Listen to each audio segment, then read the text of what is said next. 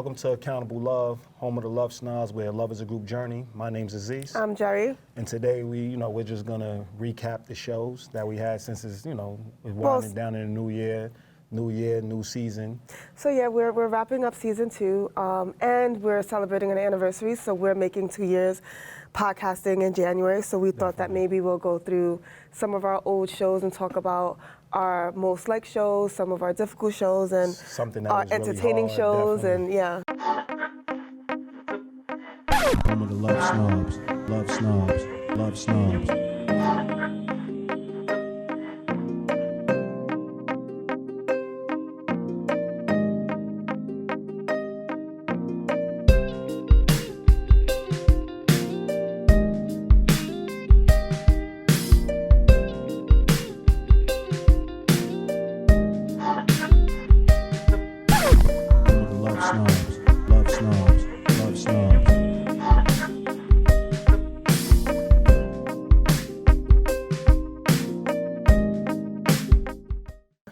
And, I think that we should set it off with me asking you, what was your favorite show?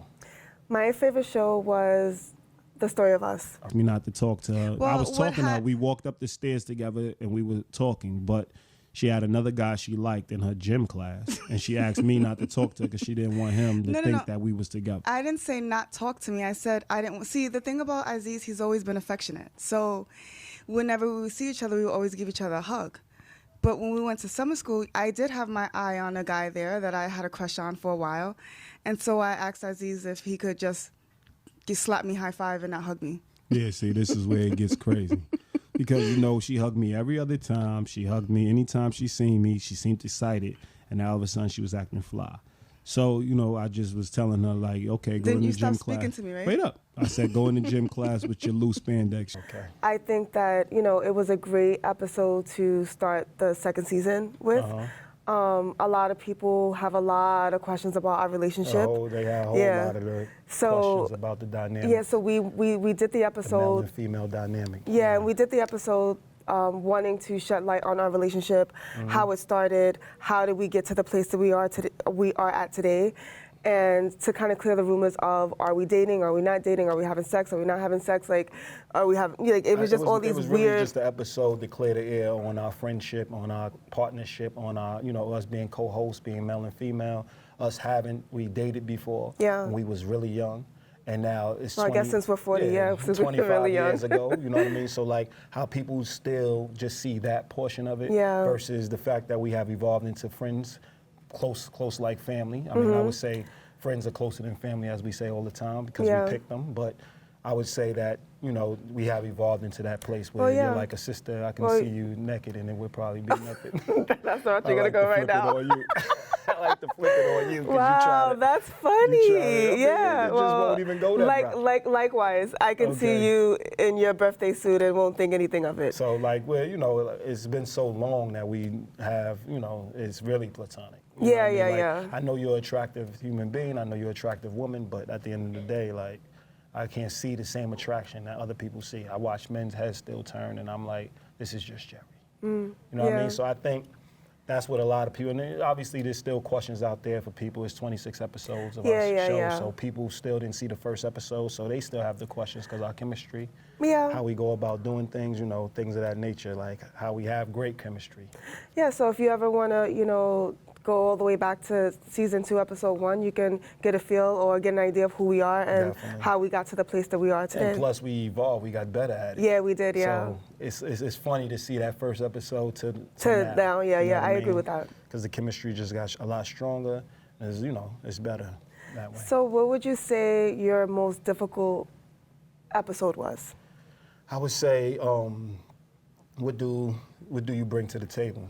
Oh, that was a big one. Definitely. And I think that when we start to drop all the labels and the beliefs and all this ideals, and we just allow things to evolve naturally, I think that that's a more authentic relationship as opposed to all that other stuff that's cerebral. Oh, he's not supposed to be doing. He's eating a fork. He's eating with his left hand. It's too much. It's too much noise going. If I meet people all the time, and if you hear other podcasts where they say, listen, I cheated on my wife 17 times. I still love her. Yeah. How? And they have whole arguments with me. Like, yo, I love her, blah, blah, blah, blah, blah. And you know me, I'm a person that sits back, lets you argue, and I'll just poke, and I just want to hear what you have to say. I want to hear how your mindset works, and then I smash you. Like, yo, if she did it to you, do she love you? Had 17 men all up inside her. She love you? Hell no. Exactly. And I realized that as I matured and I narrowed my focus and I really figured out what my principles and my beliefs were, it narrowed the dating pool for me. So yes, now I don't go out on dates every Friday, and no, my phone is very dry right now, but but I know that when I do connect with somebody, it's gonna be a lot more solid. Actual, like, where the love actually exchanged was when I was having one of those breakdowns. I was having a single mom, new mom breakdown. And he's not even 3 yet. He's like a month away from 3. And I'm yelling, carrying on about some shit that a 3-year-old is probably like, the fuck is she even, what is going on here, you know? And he turned around to me and said, why are you yelling at me? I understand you. And I was like, oh shit, like he's a whole person. Same thing when we have discussions or commitments and agreements with our partners. Those are things that have to hold us down. The principles that have to hold our foundation. So fuck how you make me feel right now, because 20 years from now, when you find your coworker attractive and we're in like a funny place, what are you telling me? So now you feeling organic with her and you're gonna cheat on me? I'm gonna tell you right now, we would never be together based on this conversation. Self-love started off with a different understanding, right? And it meant, making sure that you did all the work within to make sure that when you came to the table with others, that you showed up in a certain way, right? But we live in a society right now who is trying to escape themselves. I was saying what the most thing I notice about accountable love is being honest.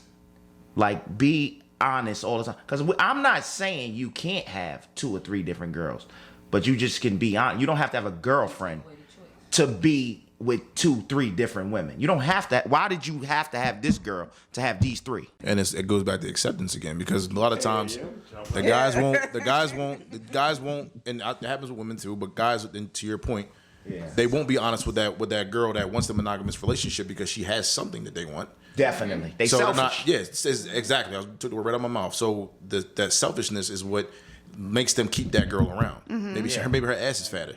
That's your problem. Because Yes. it was Like 10 people around the table. 10 people around the table.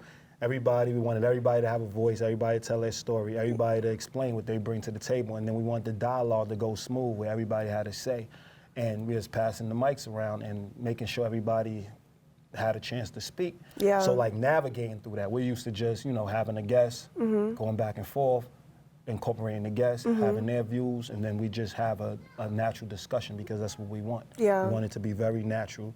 And in that scenario, we had to really wait, listen to different people, listen to different ideas, listen to what people thought they brought to the table, what it meant to them, things of that nature, and then start the discussion. Yeah. But I think it was very simple because we had a lot of people who had opinions. Well, yeah, and I think that there was a lot of people that were like-minded, and we connected on a lot, and it did start a very, I don't want to be dramatic, but it started a healthy conversation. Definitely. And I think that was, it wasn't my favorite. It wasn't the most challenging for me. Yeah, what was yours? I think that the most challenging episode was Insecurities is a silent relationship killer. Okay. You had some insecurity. I mean, I know I had insecurities growing up. Like, one of my greatest insecurities growing up was the fact that I stuttered and wasn't able to express myself like I wanted to. So, I was a little bit more violent due to that, but it caused me havoc. It gave me a phobia. I couldn't read out loud because I couldn't enunciate words. To this day, it's still the same problem. I can't even remember sometimes, and I'm stuttering, and people be like, yo, this dude can't even read. But, if I had to read silently, obviously I can read and get things done. But when it comes to reading out loud, I did have a phobia, and then it hindered me from public speaking, things of that nature. And you know, and then it, you know, hurt my grandma, things of that nature. So if y'all see a bunch of typos on any of our work, it's me. I mean, I would say, you know, I have insecurities as well. I mean, growing up, my insecurity was also being able to express myself. I didn't really have the tools growing up to express myself verbally, rather. So I used to shut down a lot and get angry. I mean, that's the easiest thing to do, right? When you can't verbalize certain things. Definitely. And people didn't really want to deal with me because I had a temper. So I had to learn how to use my words and be effective with my words. And then in order to express how I felt about certain things so that I could get my message across, because a lot of times I was so high strung that once I started talking, everyone kind of dismissed me and didn't really want to deal with me. So Definitely. I had to learn how to deal with that growing up, and as well as kind of, you know, a lot of people really deal with is not what you say, is how you say it. So I got shut down by all those people. And, you know, as I got older, I learned how to obviously use my words. Because we started that conversation going over our insecurities. And yes, you've known me for many years and you've seen the good, the bad, and the ugly and the indifferent. Definitely. But it's one thing to put it on camera and have that conversation for everyone to see. On You a know what I mean? podcast, definitely. And yes, I can be vulnerable, and yes, I'm all about, you know, digging deeper and all of that stuff. But it's a totally different situation when you got that camera, you know, in front of you, and it's vulnerability to like the 10th power. It could be intimidating. And So- it's funny, it's just the camera. Until Yeah. you get to edit, you get to do all these different things. It's not live. You know what I mean? No. So you get to basically tell a story the way you want to tell a story, but we're so raw. Yeah. We don't have to do many edits because we want to tell a story how it's coming out. Well, yeah, and so I I- think that's a big thing. Agreed, and I think that I owe it to the viewers to be myself. So if we were gonna do an episode on insecurities, then I had to put it all out there. Definitely. You know what I mean? Like I And couldn't that's just. why it wasn't really I challenging couldn't just for me, 'cause hold I like off. to show by example. I do too, but it just that I was sweated one a of the little bit, yeah. You know what I mean? You were sweating Yeah. a little bit on there because it is digging deep and really. I mean, you've been empowered so long, or you've been Yeah. you've been strong or confident so long that you got to really search for where you're insecure. Yeah. But once you really look at it, where a lot of your insecurities stem from, then you go deep. You get a little sweaty, it gets Yeah, a little yeah, it gets a little nerve-wracking, weird, but then yeah. it gets very comfortable as Yeah. you start talking about it, and that's what we want people to see. Like the more you talk about your insecurities with the people you care about, or even strangers, the more you allow people in, the more it becomes more comfortable to be truly who you are. So Yeah. I think that was if I had to go with, that was one of the more important discussions Oh, really? we had to have. That was Definitely. gonna be my next question for Definitely, you. that was one of the more important. But if I had to say a very important one was the discussion regarding codependency. Agreed, but So- even on occasion, that's a problem for you, right? Definitely. So where drug use, period. Yeah, well, in the past, because my parents smoked weed, I grew up in an apartment where that was The norm? that was the norm. So Definitely. when I met a guy that smoked weed, it didn't really bother me as much because it's like, well, I mean, I grew up around it my whole entire But life. you grew up around it just because you grew up. There's people Doesn't that mean grew that up it's in right. abuse. Yeah, I agree, which doesn't So mean it right. that means Which you I had a learned- sickness as well. Agreed, and I had to learn that when I have my own child and think about the men that I'm bringing around. Like, do I really want these type of men to be around my child? You know what I mean? And Do they I can really be want- great people. You They know, just yeah. smoke weed, so you have a vice. And, Yeah. and in turn, you don't want your kids smoking weed, so that can be enough of a deal breaker for you not to let them in your life. Really? Okay. Definitely. I- Codependency, we talked about drug use. We talked Yes. about how we grew up in the 80s and it was a crack era. So I think that was very important for our viewers to see the era we grew up in, one.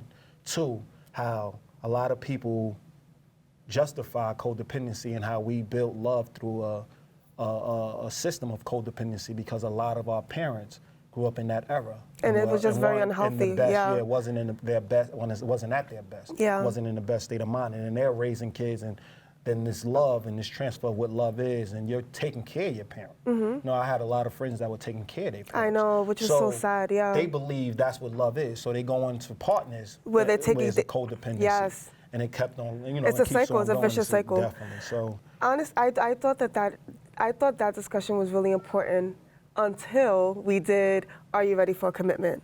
you know, your foundation and things you want And Yeah, like if you want to climb the corporate ladder, understand that that's taking away time from your family. definitely. If you want to be a stay-at-home. Well, it depends on a corporation. If Well, a it depends on corporation a is a corporation. family corporation, Yeah, then but there's things in place to allow you to spend time with your family. But in for the most a lot part, of cases, yeah, for the most it's part. you putting in lot of ridiculous hours. amount of hours, Definitely. and you're spending a lot of time away from home. So if that's what you want, then then that's something that you should you got to discuss think with about your partner. definitely. You got to think about If you're are dating you- a doctor, you know what I mean. Definitely. Like you have to understand that he or she may be on call, and that they may not be accessible all the time.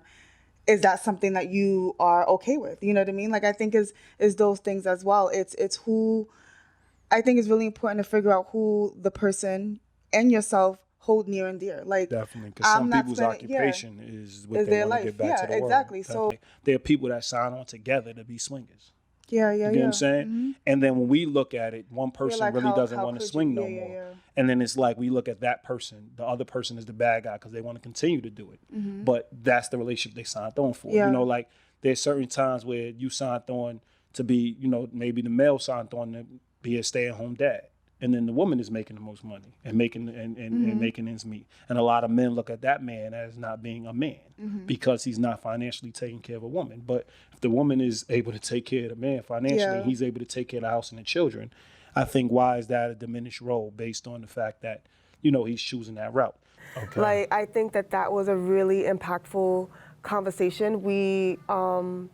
So one of our builders, so we have a relationship building service, Definitely. right? So one of our builders is dating, and she suggested that, what are some of the questions that two people should ask when they're getting to know each other? Definitely. And so we did a whole podcast on it, and I thought that was a really good episode because we were also vulnerable in that episode as well. We We just literally asked each other questions. So we just literally went through a list of questions and list it of was just like questions. asking each other key questions to determine if we are a good fit, not you and I, but if two people were a good fit or not. Definitely. So I think that to date was one of our most impactful because I think it's a tool that can help so many. Definitely. And it's timeless. And it's more structured, Yes. it's more systematic, so people can actually go on the website Yes. and actually go to our blog section, Yes, blog section, and then look up the 10 Yes. questions and actually go through them with their partner or go through them with Yes. potential partners or even go through them with friends. Yes. Or even take it by themselves and see what their answers would be. So it is a tool that can be used and transferable, whether it's not just audio, it's not Yes. just visual, it's something that you could actually read. And well, it is visual, but you can read it, and it's something that you can have. Well, also too, it gets the wheels turning, and I think that that's one of the most important things about Are You Ready for Commitment is, we have a set of questions, and if you can't answer those questions yourself, then maybe you should think twice about Are you ready for? Are you ready for a commitment? Yeah. Definitely. I would say like it's been wow. It's been 20. I mean, we got It's more been years. 26 episodes. Yeah. I would say like I think like introducing more guests. Because the first season we had 2 guests, I think. Yeah, we had 2. We had Mahogany and we had Melissa. Yes. So I think we had those 2 guests, and it was the people we were around all the time at that particular time. So it was nice to just have them on camera and really see their growth in that experience. But to now have a variety of people, you know what I mean? Yeah. There are people we were close to, there are people we know, but there weren't people that hang around us on a regular basis. There are people that hang around people we hang around. You know what I mean? And we like to start with those type of Yeah, people. So yeah. I guess the whole season was about really introducing the type of people we are around, because we always talk about being love snobs. Oh, our extended village. Definitely. Yeah. So we had from Troy. We have that common goal and just be reminded of it every day. It would be my ideal situation. I would always kind of date the same type of guys. I would have the same type of friends because I Shy away from the word individuality because you're going into a partnership. To Jasmine was been At this point, I'm working independently.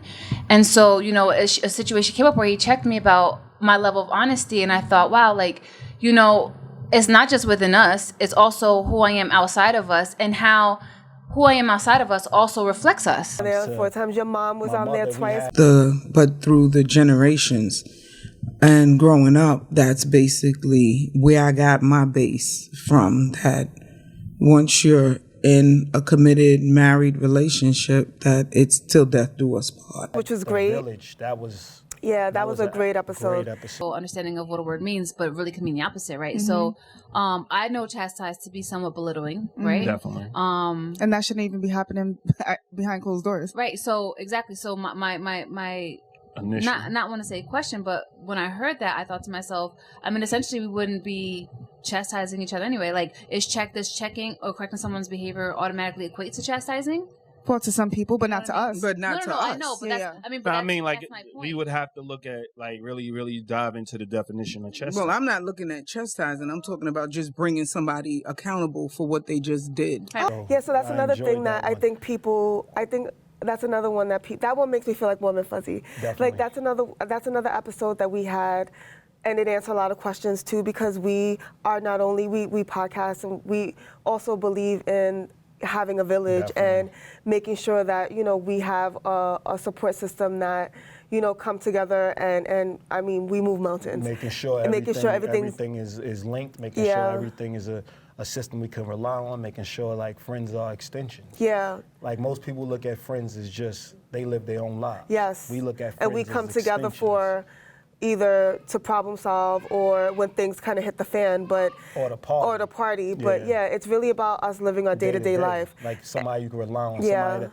and not even just relying on. Like if you are having a great day at work, or you're driving to work, or you know, you just pick up the phone and you actually stay in touch with them. You know Well, what for I mean? example, what we do is we have a group chat, and every morning we send videos to let everyone know what our intentions are for the day. We set the intentions with each other. Definitely. And not only does it hold all of us accountable, but it's also a good tool to reflect to see who you are, where you want to be, and if you need to get, and how to get there. You know what I mean? Like one time, you know, someone called out that every day I'm talking about I'm not feeling well, and it made me mindful of, you know, of what I was portraying or what my mentality was at that moment. So the light bulb went off because I didn't want to be that person, right? So what do? You change it. You show up. Yeah, so I think up. that, you know, that's one of the examples of what we do with each other. But it was nice, and we didn't necessarily, it didn't translate all the way over in that podcast of what we do, but it was like a snapshot of who we are. You and obviously can't capture it in an hour. I know. So I think we did a good job of capturing it. I mean, we invited, like I've known. We had Precious. Precious. We have a strong, what's the word, like self-esteem, or to know that women has been with so many men. Even like what's your body count? What's your body count? And I'm like 40. I mean, it takes time. You're gonna marry me? I think it would take time for anybody to digest so you have to that. be strong. I think a man has to be strong in that sense to know that when a guy does come up to him, he'll be like, "Oh yeah, I'm stuck with your girl or your wife." That he has to be like, "Okay, well, confident. They have to be confident and know like." Yeah, but I mean, X. we had X. I known X since he was a younger child. Now he's older. You know, raising a child. Like the problems you run in, like you being the father and her being the mother. What problems would you say you run into? You see, like in the example, I'm running into a problem because I'm staying true to what we raised our child to be.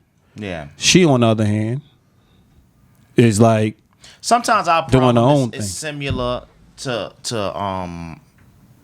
not really similar to that, but I noticed that she's a little better with a child than I am. I still think I'm amazing with a child, but she's still better at raising a child and doing and remembering to do this and that and being in order with everything more than I am. Definitely. Just because I had a child before we had a child, I think I know more, and that's wrong.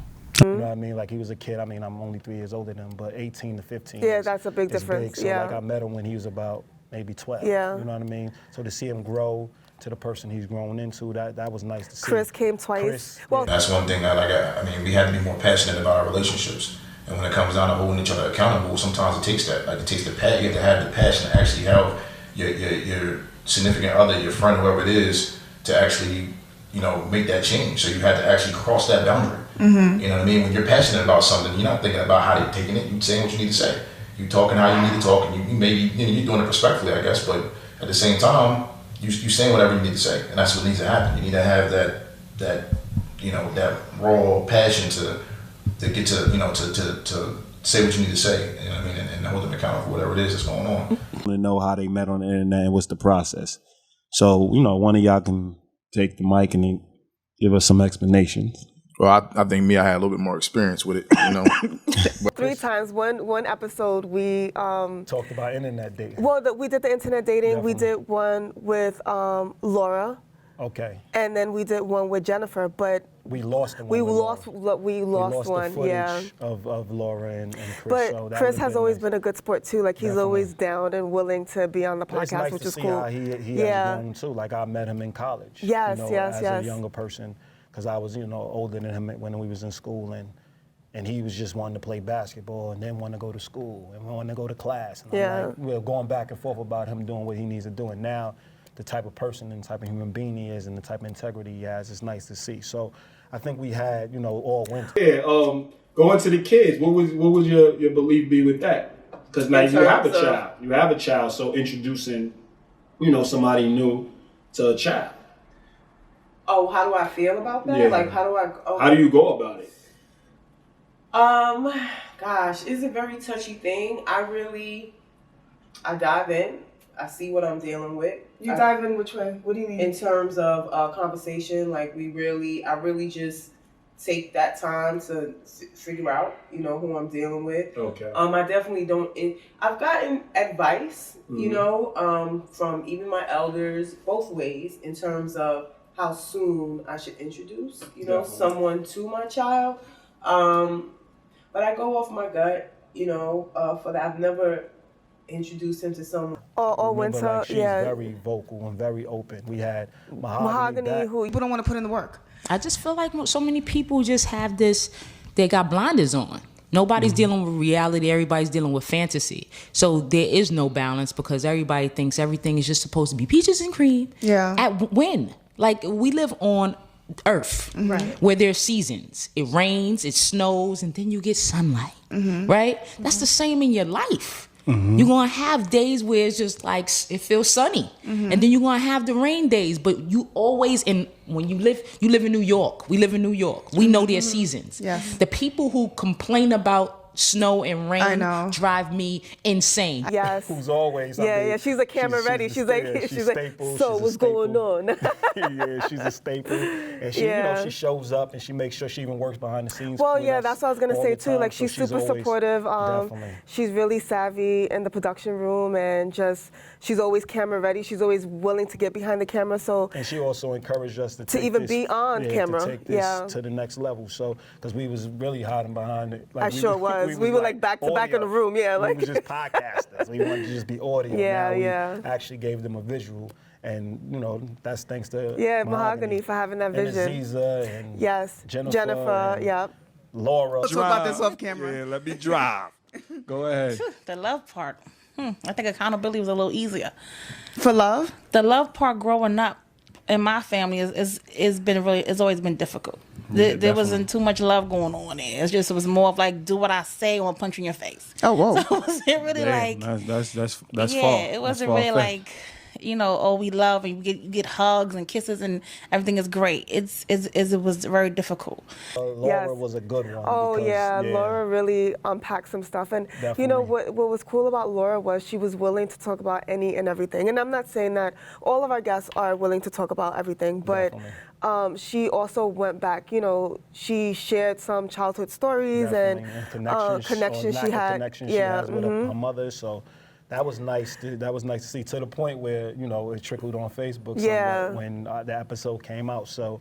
But what else was cool too? Like, we took our equipment to Delaware, and we did it. We had our podcast with Troy, which was cool. We set up shop there, and we made sure that we brought the discussion to him. So we're not afraid. Yeah, we're not afraid. Yeah, we want to have the discussion. One thing I see all the time, people believe when we get on the show, we all have because we around each other and because we move in the same circles, that we all have the same views. Oh, yeah. And we got on the camera, and there was times where the views didn't connect. Well, we didn't align. The internet dating, I mean, it was me and you. We didn't align about internet dating. Head down into things you can read through body language is not as likely as somebody being on the actual computer. But hold on. Take a risky But it's not the computer. It's you transfer to the phone. So Right, and then the we transfer to texting, FaceTime. So the initial connection is typing, right? Definitely. But then you then once you exchange numbers, the next thing is a phone call or FaceTime. Because I believe it should be more personal. Agreed, and Aziz used some trigger words and I didn't quite agree with. And what did you call it? Lazy? Yeah. Lazy. Lazy is a trigger word for me. Anyway, he said lazy, and the conversation kind of went. It just showed that it was lazy because all three people said. But when you look up the definition of lazy, typically, I mean, you were spot on. Definitely. But when you hear the word lazy, nobody wants to be called lazy. Definitely. And being immature, not really hearing what was being not said. Defining the terms, and obviously we talk about it all the time, factoring who's saying it. Yes. So track record plays a part. Like, but I'm yeah, not you just don't really there to degrade you. I'm gonna say what it is, and I'm gonna really let it sting and have you think about what you're saying. But what the reality is, like, you really be more mindful. Yeah, but the reality is, you want the convenience of it, Definitely. which can stem from laziness. You want the convenience of meeting people without having to put in all of the work, But we did which was your agree that point. it's a good tool. Yeah. But it's being used, obviously it's being used poorly because a lot of the reasons why on that episode, why everybody was on the app is because they was lazy. Yeah, pretty much. So that's what it was. We wanted convenience. You know what I mean? But there's all kinds of other people using it because of the hustle and bustle of their lives. Yeah, their of lives course. are very busy. Yeah. They really can't get away, so they still, It's like shopping online. Definitely, they still 1 to 2 hours, and it is convenient, but convenient don't always have to be a bad. Agreed, and that was the conclusion. Definitely. What would you say was one of the episodes where you felt like you and I didn't connect the most? I would have to think about that one. I have an answer. Go ahead, get your answer. I think we kind of stumbled on the birth of the LoveSnobs. I mean, like it has you are a person big on principles. You've always been. You know what I mean? You've always been big on principles from since I've known you, and when we actually used to talk about your childhood and your upbringing. You always was the one that you will always, keep everybody accountable in your house. So nobody can do something outside of what was agreed upon without you saying something. Yes, but I also think that it didn't always transfer over. So I think that, you see something, you say something, you address it and you move on, right? Definitely. And I used to have the tendency of addressing things that would affect me personally.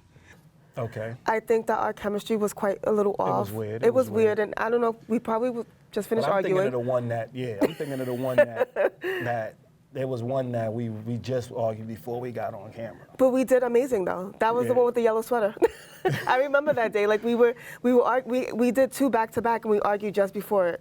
Okay. And I remember you giving me the look like, is she going to get it together and recover from this? Definitely. Or is she going to be nasty and just kind of not be herself on the podcast? And we banged it out. We did push through. We did a good. So those two, we did well. Accountable Love. Yeah. It was one of the ones I can remember that stood out somewhat. Mm-hmm. I was trying to look for, maybe some other one, because I know there was other ones that the chemistry seemed a little dry. Yeah. You know what I mean? But we still pushed through it. We did what we do. And it wasn't one of our best episodes. Yeah, you know what I mean? Like, I do still think there was a lot of great information in those Yes. episodes, but it was one of the episodes that didn't really shine through. So I do think that those were the big episodes. But I mean, we have 2 guests here.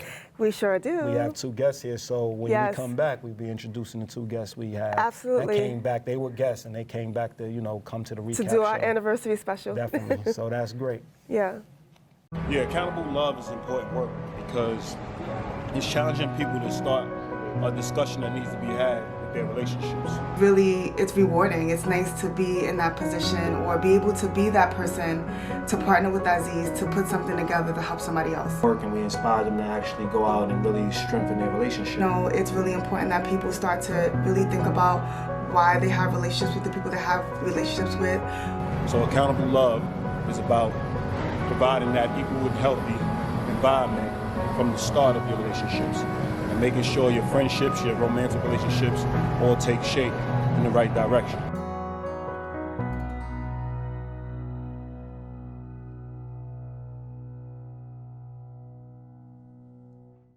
Yeah, we just came back from our short commercial break. We have 2 we're guests. back. We have 2 guests. Jasmine and Troy, Hey.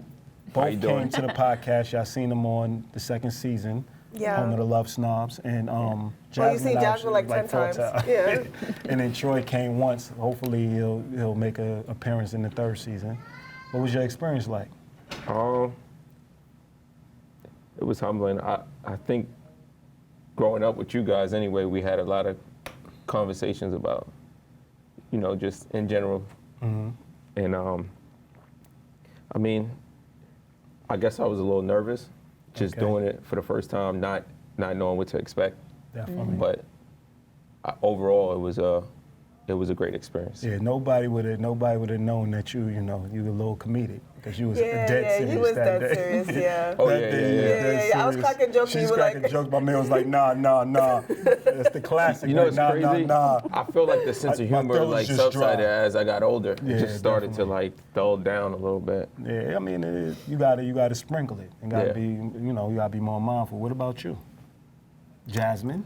My experiences are always interesting because I feel like I learn so much, or like I hear myself talk and I'm like, oh, I should be doing better. In the sense of like, I see where my where some of my flaws are, and I'm like, Yeah. like that's something I really need to work on. And then It's like you super critical. You yeah, hypercritical yeah, of definitely. yourself, And then you see yourself and you're like, wow, I sounded this way, or well, I was being a hypocrite here because I know other ways, other days I don't do this or I do this. So you self-reflected. I definitely, I'm always self-reflecting, yeah. So it's like I'm self-reflecting while I'm talking to you guys, and then when I'm watching it, I'm also self-reflecting. So I kind of become a little critical, but in the same way, it kind of is just like, it just makes me think more of like how to take action, essentially. Definitely. Now you see who's our Socrates. 'Cause Yeah. We always tell her, you always philosophize. Yeah. We're like straight to the point. My girl be like, I was thinking about X, Y, and Z and thinking Yeah, about I'm X, Y, and Z. I'm always thinking. Yeah, but so we brought it to the show because we wanted you to actually expose yourself and actually see Expose yourself? expose who she is. Oh, expose. Expose. I'm sorry, that's another trigger word. Yeah. When you think of Was you in your expose, past life? I don't know, Was you in your past I mean, I got it, and I was like, Taking my clothes off you think anymore. I just went to a negative place. I'm like, exposed? Like, what just Yeah, happened? we wanted her, But yeah, we sorry, wanted go her to ahead. be more exposed. We wanted her to, actually show her, because she, you're a great human being. We wanted to show your qualities, and the reason we wanted, to invite Troy to the show, obviously, is because we wanted people to see the things, his strengths, his weaknesses, the things that, he could be vulnerable. He's a business guy, as we know. So I think that was the theme of our show. Like, he's really trying to start businesses, and he wants people. And those relationships Definitely. and how to navigate through those waters. And I think, I've known Troy. If we've been friends for 25 years, and Then you're significantly, you're 7 years younger than Since what? Aziz. 8 years old? Yeah, so I've known you, you were younger than Camille when I met that's you. I crazy. was 8 years So, old. yeah, it's always interesting to see, Troy, the grown man, on the show. So the conversation was a lot different. Yes, we had mature conversations along the way, but, we started the conversation with accountability, and we set the tone of what we were going to talk about, and it was nice to see you in that place because, again, I met you with that freaking army fatigue vest and those damn those rollerblades. So that was your jam. So And now you have blossomed. yeah, you have you own you're a homeowner. You had a business at the time, and you're still looking to venture out and do other things. And I think that it was really nice to see that. I think the biggest And to thing be a is part of that. you're able to articulate your points a lot better. Yes. You know what I mean? Before you was all over the place looking for certain ways to get your point across, and you was fighting.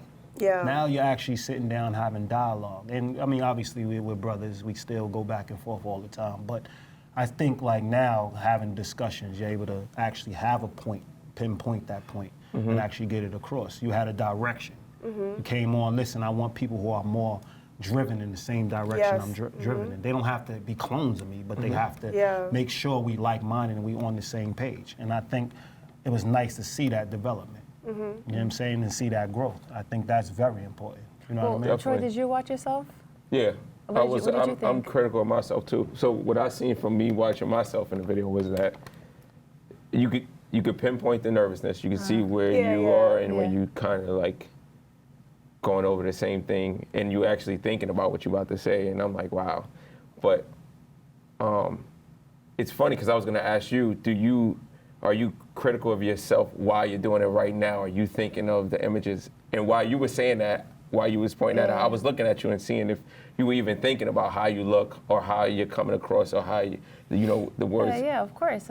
Yeah, of course. So how does that affect your, like, just your answers and how? I think it just makes me pause more and possibly like stutter maybe. Mm-hmm. But when it comes down to like my actual answer, I just say whatever the fuck I like whatever I'm thinking. Yeah.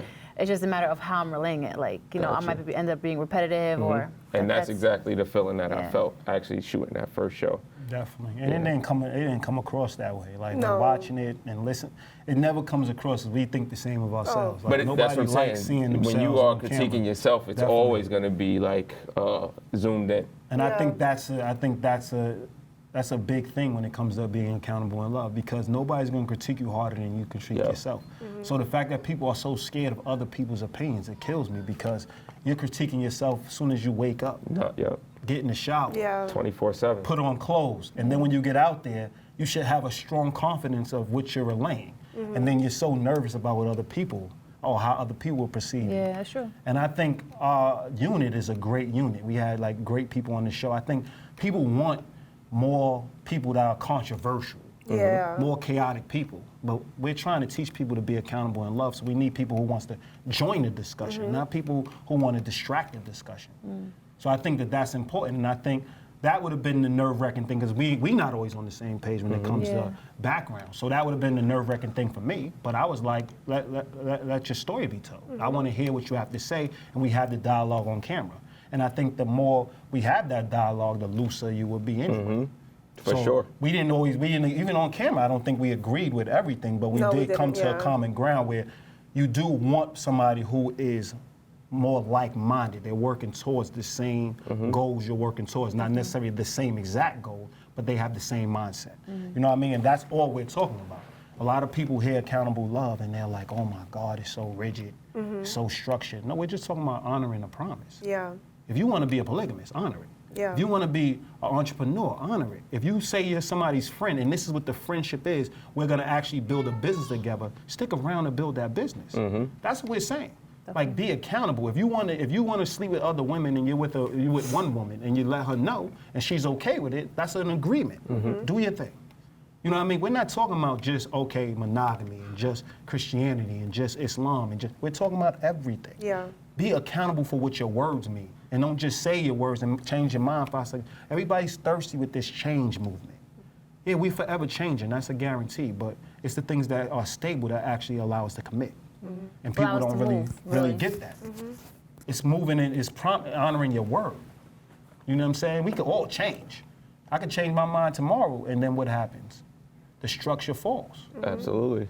So it is about building the structure. So I think that's where all of the, like, having y'all on the show, it was nice to have, you being my younger brother. It was nice just seeing the development, nice seeing how different we are growing up in the same house, but how much the same we are. We got the same mannerisms. We always laugh about how we take pictures the same. Yeah. It is And crazy. it's just weird, but at the same time, you're building your own lane, and that's all you always wanted, was to build your own lane. You grew up with everybody older than you, 3 older brothers. So and I learned a lot, good. and I learned a lot through that. But something you said earlier when you started talking about how we are our biggest critics, and when we go out in the world, things shouldn't really affect us because we are our biggest critics. Definitely. But the thing that I took from that was sometimes being our biggest critic, we actually judge ourselves so harshly. So the things that come natural to us, sometimes we judge so hard that we start thinking about how would people perceive us in the world. And that's why we feel, I think, that embarrassment, because we're like, oh shit, that was weird. Why did I do that? But we love it, but this is who we are. But being critics, sometimes we don't accept it as much. So that's probably why it's so hard. And I'm just speaking from experience and seeing other people go through it. They go through these things because they almost embarrassed doing it themselves, so they see other people when they don't want to be seen doing it. Yeah. And that's the inner truth that a lot of people don't see. But when it does come out, that's when you get that nervousness and damn, did that really? Yeah. It was an inside judgment. It's like, even like if I'm watching, I'm like, oh, like I wouldn't want to look like that. Or so I'm There you go. judging now. It's like I could look at her like, oh, you know, he just tapped his chin 3 times. Like, is he aware of that? Let's say. And I'm like, I don't want to do that. You know, so it's And then you catch also me yourself. being judgmental too, not realizing my own habits. Yep. You know, so it's like. I think where people don't understand is everything is a relationship. That's why we chose relationships, because everything's a relationship, and people don't even knowing who you are is a relationship. No matter what. Yeah. It's a relationship, because she's seen you tap your chin 3 times. You probably didn't notice it because it's habit. Yeah. She's able to see something that you don't see and able to make you aware of it. So now you're conscious of it. So you can make the change or you can maintain it. It's a choice. It gives you more choice. And that's what relationships should give you, more choice. People think committing is less choice. When you commit to another partner or commit to more people, it gives you more avenues and it branches you out. Even though you have a narrow focus, it gives you more choices. Absolutely. Because you're aware of more things. I also think too, it's like we're unrealistic. Like we all have habits and we all have flaws and we have all these like little niches about us. It's like, what would make anybody think that we're gonna be perfect like every second of the day? When we see other people who are not, nobody's, and when I say perfect, I just mean no one is their ideal self every single day. In the sense of like, you know, like let's say your flaw would be like reading out loud, right? That's what you had mentioned before. And so it's like, that's what it is. You know what I mean? Like It's in being in your head. yeah. So it's just like why would I be worried about, I don't know, like licking my lips 3 times and you might be like, it doesn't matter, you know? So But like, I think the thing is that, you know, when the cameras start rolling, it changes the whole dynamic of everything. Because we sit around and have conversations all the time. Yeah. How many times have we sat in a room and we talk Absolutely. about All the some time. really profound things, and then, you know, it's not recorded. We're ourselves, we may have tapped our chin 3 times, Yeah. we may have coughed, burped, or whatever, but the conversation is still good. We're still making good points, and we're not walking away thinking I could have did better. And even if something's being addressed, like Aziz is bringing something to my attention, or Troy is calling me out on something, or I'm calling him out, or whatever the case may be, we continue to have the conversation until we get to the place where we are on the same page, and then we move forward. But no one's walking away bruised and feeling some type of way, because it's in the comfort of our own home, and, you know, we kind of doing our own well, thing. maybe we are, but it doesn't really matter because we have our own space to kind of like, you know, take our time. When the cameras roll, I think that it does change everything, and it's being recorded. So you just got to go rewind that, like what you said. You know, this is what you said, and this is how you looked, and it can circulate forever. You know what I mean? And I think that that's what we are It's worried in our about. unconscious. I think to add to what you're saying, I think that most people fear saying things out loud to other people about negative things. Yeah, that's So true. I think Hands they down, know hands down. how many times that they held back saying something negative to another person. So therefore, because when you look at the more confident people, they have no problem saying whatever they have to say negative to a person. Yeah. So therefore, they expect the other person to say something negative to them if they have to, so they can walk away believing the person was as genuine as possible.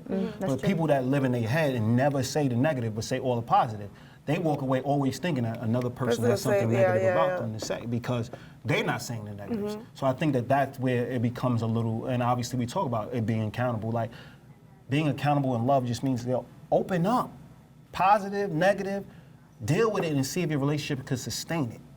You get what I'm saying? Can your relationship truly sustain what you truly think on a daily basis? Yeah. Because we're all one bad move away from losing a relationship. And I want people to understand that. It's like money. You go in, you build collateral, but you can lose it Like that. in a blink of an eye. So you put your all into not losing it, to maintaining it.